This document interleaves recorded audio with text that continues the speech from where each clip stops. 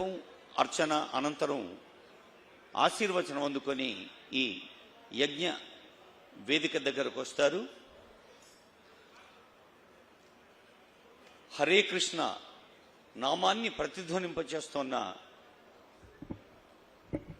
ISKCON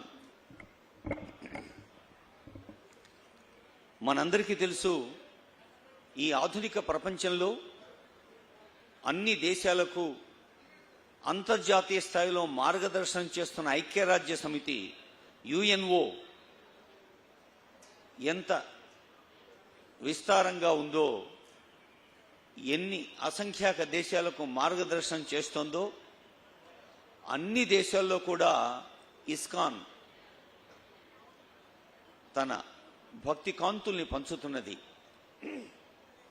UNO అనేది ఒక ప్రపంచ స్థాయి ప్రభుత్వ సంస్థ అయితే, మరి ఒక స్వచ్ఛంద సంస్థగా, ఆధ్యాత్మిక సంస్థగా, ఆలయ సంస్థగా భక్తి ప్రపత్తుల్ని, సంస్కారాన్ని, సహృదయాన్ని ప్రపంచానికి పంచేందుకు ఇప్పటికీ 400 కోట్ల భోజనాలని సమర్పించింది. 400 crores.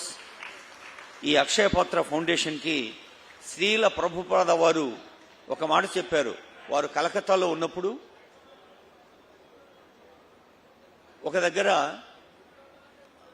అందరూ తిని, అంటే బాగా తిన్నాక మిగిలిన ఆహార పదార్థాలని పేద పిల్లలు వచ్చి వాటిని తీసుకుంటున్న దృశ్యాన్ని చూసి శ్రీల ప్రభుపాద వారి హృదయం కరిగిపోయింది.